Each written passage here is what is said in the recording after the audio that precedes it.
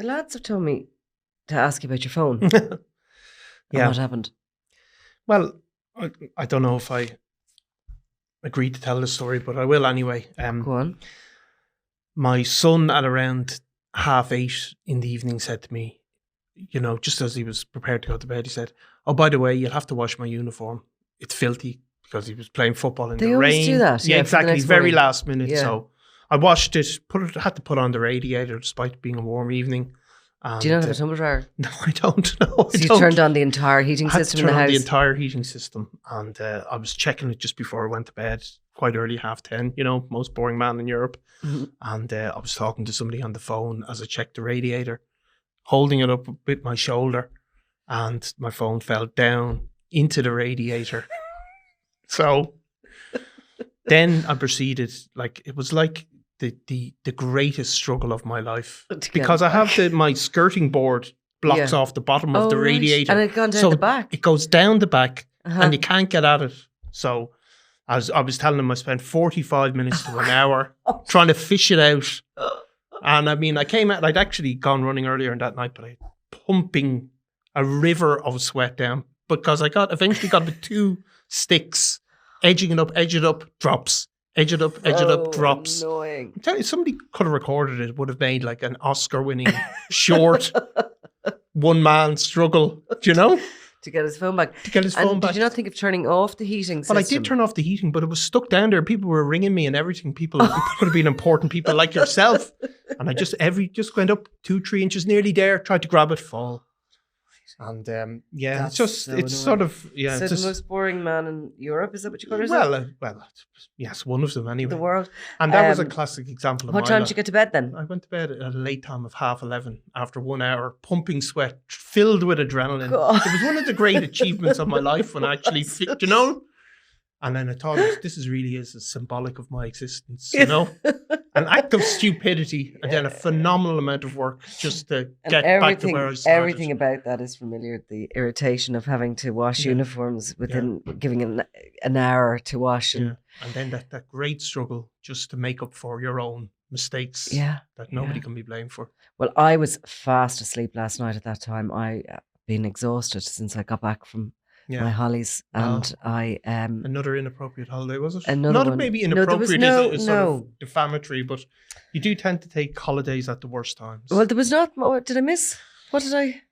Well, I missed. Yeah, you'll always miss something. Yeah, there is the fallout from the Regency, which is always harder than the actual initial.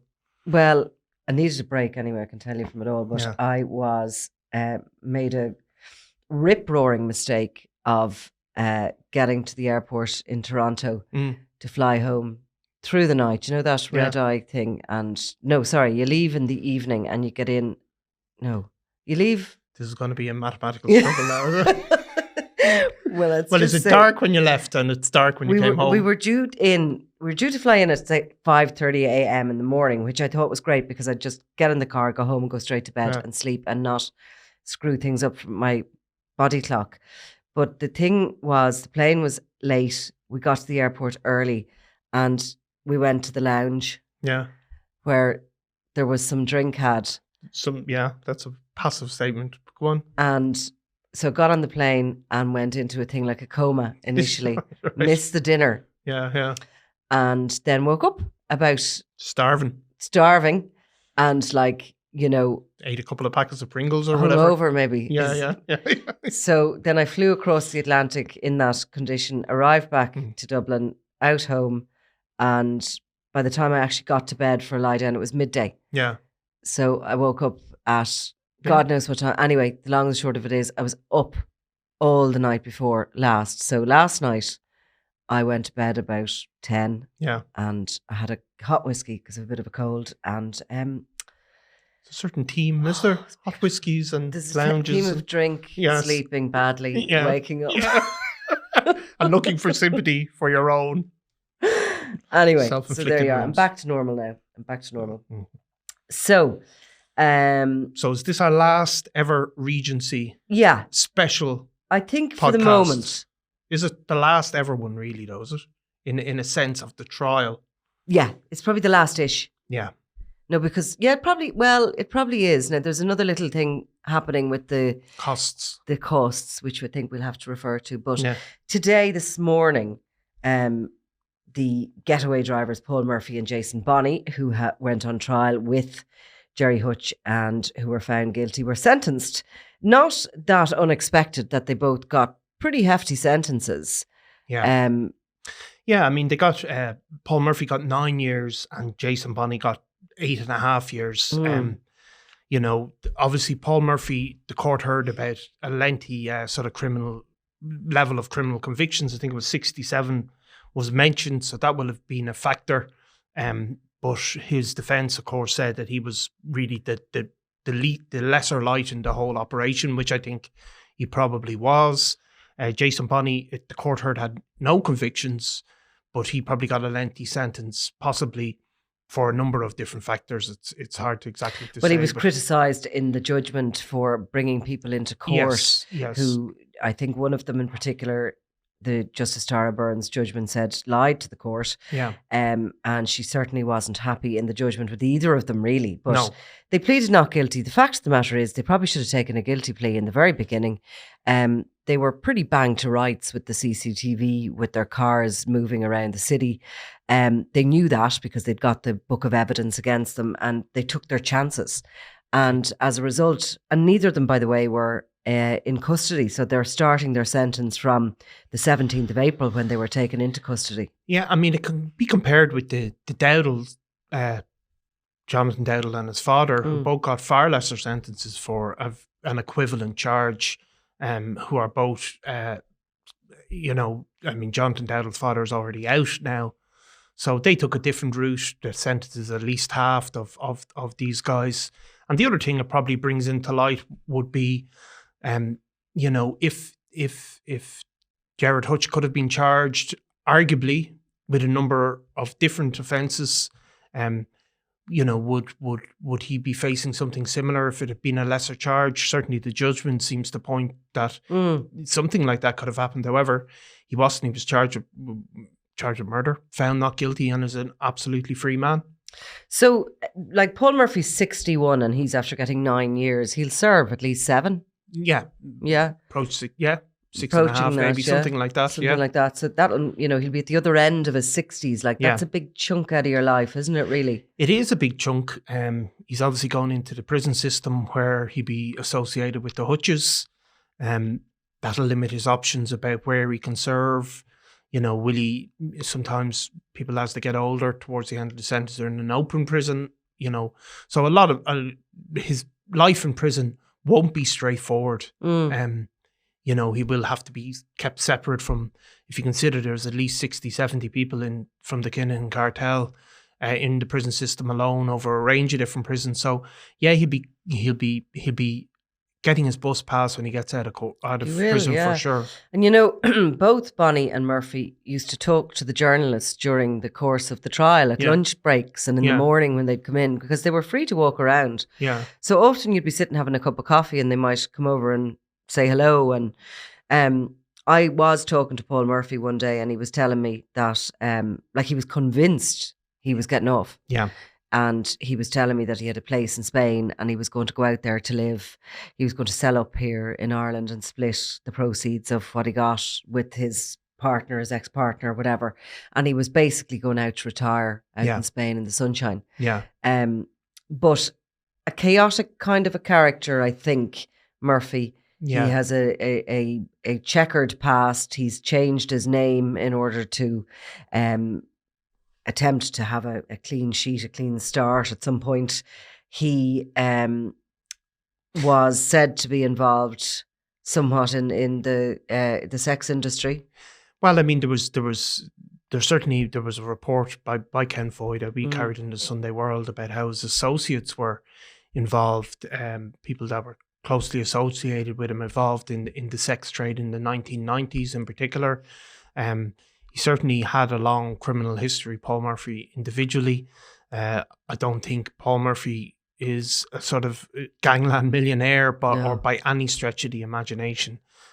He was described by his own counsel as being like a lesser light, or whatever the term was used. And I think that would be the sense of it, that he grew up certainly in the North Inner City, would have associated with serious criminals, was arrested for a number of serious offences back in the 80s. But what were they for? Do you remember? Well, I don't off the top of my head, but there was like he was associating with members of the Hutch gang, or the broader Hutch associates. And remember, obviously not talking about Gerard Hutch in particular, but people linked to what's described as the Hutch organisation were suspected of being heavily involved in the sex trade. Maybe not in terms of in terms of running brothels, but acting, driving, protecting, giving protection, collecting protection money. So that was something that was Paul Murphy has been linked to, however, sort of obliquely, really, Yeah. He seemed to me, as I say, to be slightly chaotic. We know, and we carried the story ourselves, that over the course of the trial, he was actually arrested and questioned in connection with a professional's wallet was whipped on the way in through the security, and he was caught on CCTV, I think, dipping. Yeah, I mean, look, that's the suspicion that he was caught. A wallet came his way, if you want, and he took hold of it, and was caught on CCTV. Lowbrow stuff, an incredible thing if he did it to happen during the course of a trial. When you have so much at stake, for that to happen, But, sort of pleasant sort of chap. Wasn't he used to hold the doors and stuff in the special criminal court, if you were. And he's, because you see the journalists always rushing out and have to file the copy, and he'd hold the doors open, and he would say hello, like, hello, Nicola. And, everyone had their, and we all just said hello back, if anybody's friendly to you, it was what it was, the circumstances in the court, you're not going to ignore somebody. And he was, often the two of them, himself and Bonney, used to bring their packed lunches. Yeah. And you'd see them over in the canteen at lunchtime with their little packed lunches, their sandwiches laid out like a little picnic thing. Yeah. And they'd have that. But why not? I mean, it was definitely very stressful. You could see that, certainly in the case of Paul Murphy, that I'd say he wasn't getting much sleep at night. No. During the trial. And, he'd look very tired sometimes. Bonney had a tendency sometimes to almost fall asleep. Yeah. Now, he was a different character, I have to say. He was somebody who you definitely I felt a little bit creeped by him. Yeah. I just got a sense that I didn't particularly like him, and I can't put my finger on exactly what it was, but he sort of came across very smart ass when he was talking. Now, he was also 100% convinced he was getting off, and he was the whole time saying to us, wait, you see what I have, wait, you see what I have, I've witnesses. And of course, then his witnesses came in, and, in the judgment, certainly their evidence wasn't accepted. No, what looks good on paper can look very different when it's tested in a courtroom. Yeah. His evidence, his witnesses, which provided alibis for him effectively, or appear to provide alibis, did not go down well.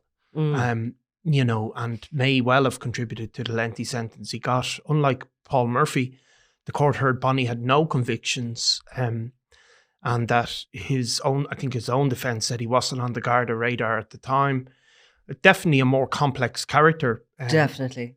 I mean, his family have actually issued a statement in relation to the way he brought his parents into the proceedings, William and Greta Bonney. Yeah, effectively his witnesses sort of placed his own father erroneously, wrongly, we can say that. You can say wrongly. Yeah. Why did you say erroneously? Well, that's the correct swallowed term. A dictionary. Well, and I wanted to show off that I could pronounce my R's on this occasion. It wasn't erroneously.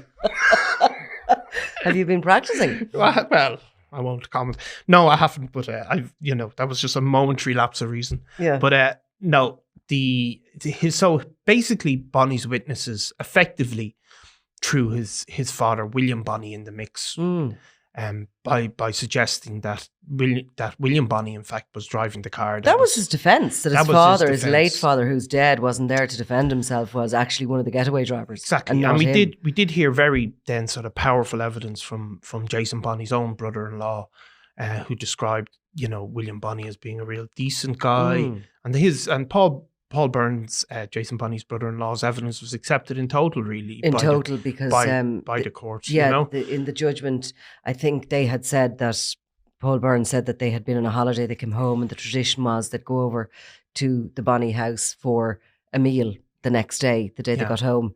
And in actual fact, in the judgment, Tara Byrne said it was a scenario she could imagine. I think we could all imagine, these traditions we have. Yeah. Back in the day when somebody used to leave eggs and sausages in if you were on a holiday. Right, I don't remember that. Did you never get that? No, I never did. Did you never have like the fry when you got home from a holiday? No, I remember getting the fry first in the airport, all right. But yeah. But I mean, I think that there was like Paul Byrne had to go into the special criminal court and give evidence in this gangland trial, and that can't have been easy or comfortable. But I think he did it in order to defend the honour kind of William Bonney, who wasn't there to defend himself ultimately. I mean, he was thrown into the mix for a gangland murder. And because due to the fact he'd passed away and his wife had passed away as well, they weren't there to defend themselves. And Paul Byrne did a good job. And of course, evidence was heard that there was a rift between Jason Bonney and his father, William, for a long time. They didn't seem to have been speaking. No. Bonney is an intriguing character. I mean, he's a builder and a boxer. Yeah. And he's somebody who has collected a pretty eye-watering property portfolio. In actual fact, in the weeks after the murder of David Byrne at the Regency, he was applying to Fingal County Council, looking to demolish a garage at the home he lives in Portmarnock, a property probably worth about €1 million. Well, I think even more. I mean, he's living in an estate that I can't remember. Is it Drimney Woods? But is it one of Westlife or one of Boyzone had lived there? Like it was one of these, really fancy gated, with a full-time security guard outdoors, like one of Dublin's better, more exclusive fancy pants estates. I think is the technical term. Yes. Yeah. But he was looking to build a house beside this for his daughter, who he said was a single mother and didn't want to wait basically on the council housing list. And I think that was refused. Permission was refused. He went on board Planola. But when I had a little look at his property portfolio, he currently owns 2 houses and 4 apartments and had been buying and selling Georgian homes in the inner city area since he was 19. Interestingly, starting on Buckingham Street, where Gerry Hutch is from, and just a couple of 100 metres away from where the Buckingham Village, which ultimately was described as the central point for the Regency Hotel murder. So that's where Jason Bonney began his property empire, was on that street back in the 90s, was it? Or even earlier. Just see if I can see when it started, because I know he was very young when they bought the first. Yeah. So I think he bought his first property in 2005. Would that be right? For €400,000 mortgage. That was in Newbrook. No, sorry, that wasn't the first one he bought. He began, to build his property portfolio. I have it here now in front of me in 1992 when he was 20 years old. And with his partner, Catherine Halpin, he bought a Georgian property on Portland Street. Right. Okay. Then a year later, they bought a second period premises on Summerhill Parade. Right. And a 4-storey building on Buckingham Street. Right. And by 96, they'd purchased a 4th property, a 3-storey on Upper Dorset Street. Now, that's pretty impressive. That's impressive. For a young person like that.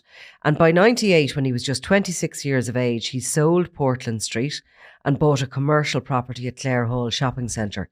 A year later, they sold 2 sites at Greenwood Avenue off the Malahide Road and built... a house built on one would fetch 390,000 by 2016. So they were valuable sites. Yeah. Then, still as a young couple, they bought a flat in a building at Pierce Square in 2001. They sold a house at Clonliffe Avenue in Ballybock. And then the property market took off during the Celtic Tiger years. And he cashed in on those investments, selling Pierce Square, Summerhill Parade, 2 cottages at Sackville Avenue in Ballybock. Yeah. I mean, impressive. Impressive.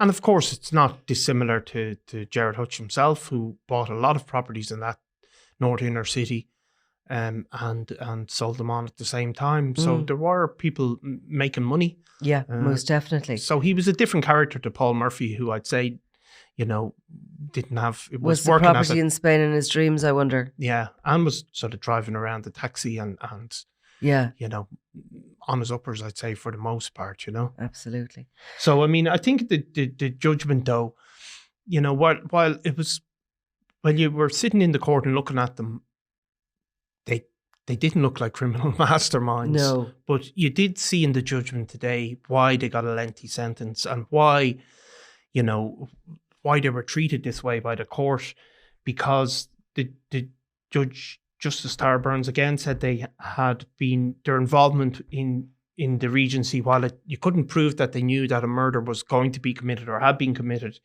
that they were intentionally involved in giving organised assistance to the Hutch gang, that they knew that a serious criminal event was occurring, that their assistance was significant, and that something like the Regency Hotel murder could not be carried out without the assistance of people like Jason Bonney and Paul Murphy, that it couldn't be carried out by just one or two people, that they needed people like that, and that, you know, that obviously then that proves the charge, which is not just that they were facilitated a murder. And of course, the murder is the most serious thing that come before the courts. Of course, there was 6 getaway drivers, and they are 2 of. Yeah, I mean, Bonney. 4 more. Yeah, Bonney is specifically said to have driven flat cap. You know, he's seen in that car, and that's what was proved beyond reasonable doubt by the state. Who Paul Murphy drove, I think, is not as clear. No, but he certainly drove one of the 6 hit team away from the Regency. Now, in the meantime, in another part of the forest, Gerry Hutch has launched proceedings to get back his money. Yeah. So, well, to get his costs, I suppose the costs haven't been paid either way yet, have they? Or have they? No, because what's happened here is, you know, you could apply for free legal aid. Yeah. Everybody's entitled to it. Yeah. And he could have applied for free legal aid in the case of this murder charge. But, you know, if you were Gerry Hutch, would you want to do that and get into the witness box and explain everything about your money and your assets and what you had and you hadn't got? Because, of course, you can only get free legal aid if you can't afford it. Yeah. So I imagine that's why he chose to pay for his own. Yeah, so I think the way it works... Go privately, essentially. Yeah, but if you win, normally you get that money back. Yeah. Yeah, so he's applied now for his costs. He'll say, you know, the state is entitled to charge it, bring it to court, and if you're found not guilty, in that position you say, well, I'm an innocent man, I shouldn't have to pay, God only knows, let's pick out a 6-figure sum for my defence because I've been proved not guilty. I think it's relatively standard that you would get your costs in the event of being found not guilty. However, in this case, the state has opposed it, which they may well do as well. And, you know, I wonder on what basis they're going to oppose it, just generally that... I don't know. I mean, this is... See, like nearly everybody gets legal aid, but I suppose if you get legal aid, then you don't get to choose your own team, I suppose, is it? No, you don't get to choose your own team, but you you'd go only get legal aid if you can't afford it. Yeah, but it's amazing the people that get legal aid. I know some of the people that get it. That's what I was thinking. Like, and certainly in the cab proceedings, you see them. There's people with serious convictions and all the rest of it, and you know they're obviously have these assets. Yeah, and they're getting free legal aid to fight the state. Yeah. They're looking to take their assets, and they have like multiple properties and stuff. So it's not quite clear cut, but obviously I'd say Mr. Hutch didn't want to have to be questioned, maybe didn't want to be find himself in a witness box. So, I mean, he obviously does have assets, you know, so you're not automatically entitled to it. And he also would have had confidence, I think, from the beginning that he was going to, you know, he had some confidence certainly that he was going to be in a position now to be found not guilty to apply for the costs. Yeah. Because I think from the beginning, from the offset, you know, his legal team wouldn't have felt that there was a very strong case against him, like from the book of evidence. Now, in the meantime, there's been another arrest today of an individual who is being questioned in relation to the murder of Eddie Hutch. Yeah. So they're really moving on this murder investigation, obviously. There's been a number of arrests. One of the people arrested before we've named as Trevor Byrne from Finglas, who was a notorious criminal, gunman who's currently behind bars serving a lengthy sentence. The man arrest, there was another arrest recently, very much of a lesser light in the whole operation, maybe eyes and ears. Somebody was there? Yes, and now we're in the third arrest in recent times. This person is somebody, the arrested person be regarded as a senior Kinahan cartel figure, somebody from the north inner city, somebody who would have very much known the Hutch family growing up, would have been very good pals with Gerry Hutch in particular, very much part of that north inner city crew that became associated with the Kinahan cartel. Despite being lifelong pals with the Hutches, this person would have ended up siding with the Kinahans, would have also spent time in Spain in the aftermath of the feud beginning. And I suppose they're looking at this person possibly as a getaway driver from the murder of Eddie Hutch. So they're definitely moving on this. There was two gunmen.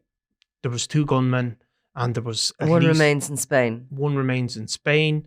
There's at least at least two other people in the cars is a suspect, and then there's various people, who haven't been charged but who are suspected of giving information.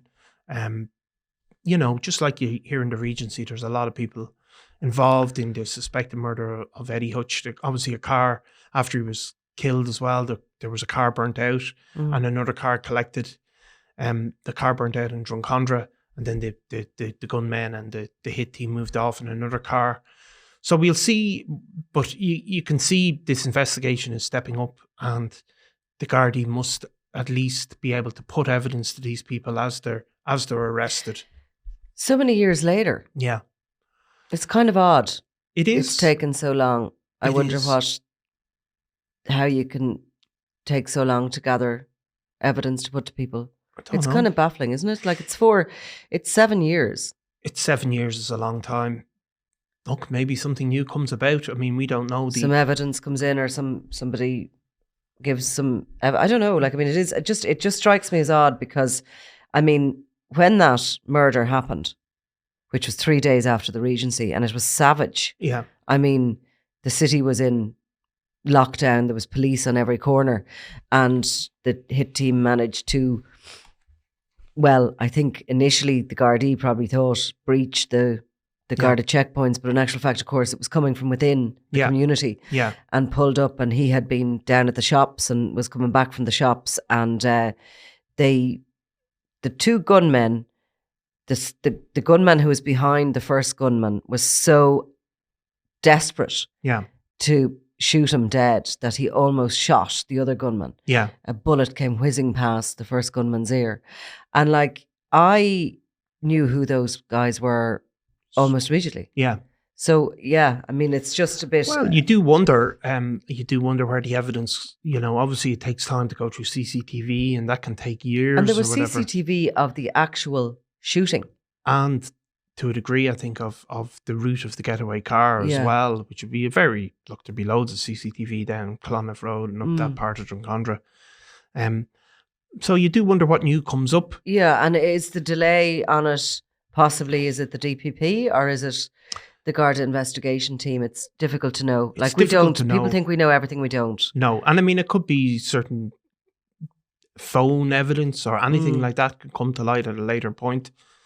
But we don't know. Phone evidence, of course, is the most likely scenario that there is something on, something has come forward, be it encrypted phones. Yeah, you see, this is the other thing, the encrypted phones. And I mean, we saw how vital that evidence has been.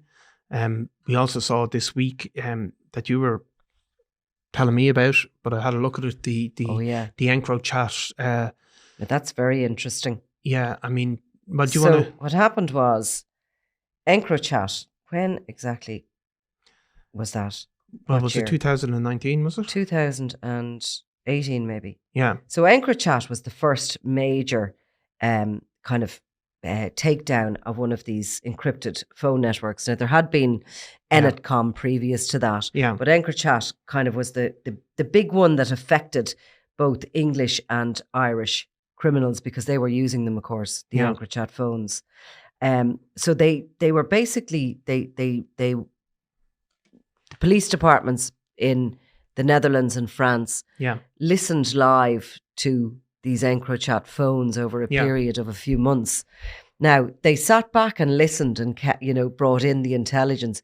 If there was a plot to kill about to happen, they moved in on that. Stopped it.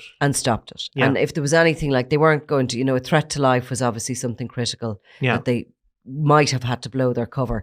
But they did stop some threats to kill, some plots to kill in the course of it and didn't blow their cover.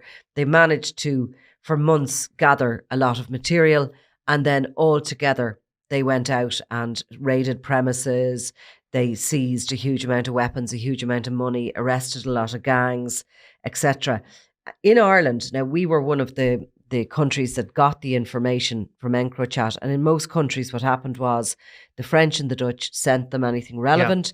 It went to a central sort of criminal intelligence organisation, be it by the NCA, the National Crime Agency in the UK, or wherever, what other country was getting the information. In Ireland, it went to our Crime and Security Division. And in other countries, the information was then sent on out to the local divisions or to the drugs units or whoever it was relevant to. Yeah. But in Ireland, a decision was made by senior Garda management just to put it in a drawer and hold it as intelligence and not to pass it on. And we made no arrests here. No. See, I mean, none. The other countries have used it to convict people. Yeah. So this was said in EncroChat. Obviously, the Gardaí seem to be saying, well, we just store who's talking to each other and, use it as intelligence, background intelligence, really. But certainly in the UK, they've put an incredible amount of people behind bars. And in the North. So there's been... So there's been challenges. And of course, what was said here at the time was the reason for not acting upon it was that it was ultimately going to be proved to be illegal. Yeah. That, the criminals could challenge. It would be a huge, big, screw up, basically, that they'd be before the courts and these charges would cost a fortune and then they'd be able to challenge it. And the courts were going to throw out the evidence because it was illegal. So in the UK, a number of people have taken legal issues with. Yeah. To do with privacy, to do with data retention, all the usual stuff The usual stuff. Yeah. And of course, this week, the NCA pretty much won. Yeah. The National Crime Agency won.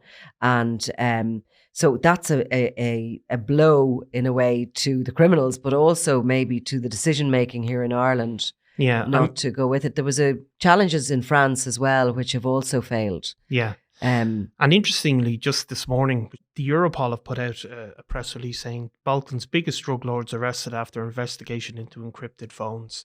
So they've arrested 13 arrests in Serbia.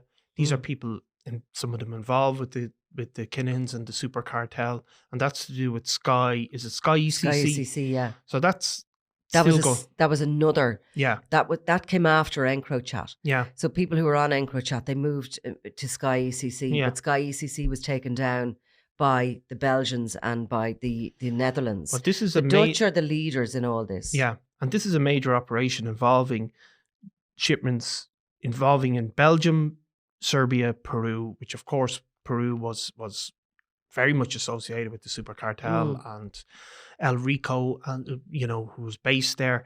So that's still going on. There's 13 arrests, 35 houses searched, 13 high-end cars, about between 2 million and 3 million in cash seized. That's just this week. And that's to do with Sky ECC. And presumably that's from intelligence that existed 2 to 3 years ago. So is this a factor in the Eddie Hutch arrest? Well, we don't know, but certainly what was coming off those encrypted phones is now still bearing fruit, even this week across Europe. Very much so. And it's I was talking to one of our colleagues in the Netherlands who was explaining that basically these encrypted messages, some of which were taken like from the EncroChat of 2018 and the Enetcom before that. Yeah. Are being used in the Marengo trial where Ridwan Taghi and his associates are, facing, that trial is actually due to close soon, but they are facing multiple murder charges. it was also used in the trial. The encrypted phone messages were used in the trial of El Rico, the Chilean, who has been jailed in relation to trafficking. He hasn't been, there's still an investigation into him directing and organising murders. And I know there's still millions of those messages every day being, detangled and sent to the relevant police forces. So that is definitely a possibility that that's where they're from. But I think the failure by the defence lawyers against the NCA, that challenge in the UK, is really a kind of a sign that maybe the decision-making process on acting on that EncroChat information in the first place wasn't a good one. Yeah. And again, look, nobody will ever be hands up, I made that decision, Everyone is just sort of always hidden behind a wall. I always like a little head on a stake, don't I? You do. You're somebody to blame. But sometimes it's me. But sometimes like a lot of the time it's you? Yeah, a lot of the time it's me. I'm a good whipping boy. But we'll see and the next level of the Kinahan cartel comes under scrutiny, which is happening now. Will encrypted phones be a feature in that?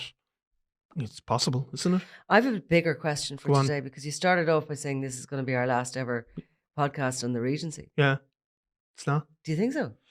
Well, the Regency trial, like God knows the public are going to hear us mentioned.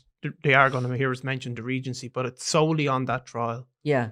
Possibly so. So just that trial. So if there's any other trials, we're going to just ignore them and no. I'm just saying that just solely focused on the Regency trial. Right. Okay. The actual. Yeah. We are going to be rabbiting on about it forever, admittedly, but it's not going to be. It's going to be the background rather than the jumping off point, is it? Well, I mean, look, it was certainly a. Today does put a line in the sand with it, with the jailing of Bonney and Murphy. And we certainly do have to move on for it. But I suppose that moment will still come back constantly, won't it? Over the next I know. period of time. No, it is. Like, I mean, it's like it was an iconic Gerry Hutch walking out of the courts wasn't one of those. And what do you think he's going to do? He's still knocking around Dublin? Still seems to be knocking around Dublin by all accounts. Look, I suppose he's gonna maybe come back. I think it definitely seems to be the case by all accounts that the level of threat that he's facing in the city is vastly different. If you look back at talking about the murder of his brother at that time, it's just not the same as it was. But I'm sure he'll be elusively.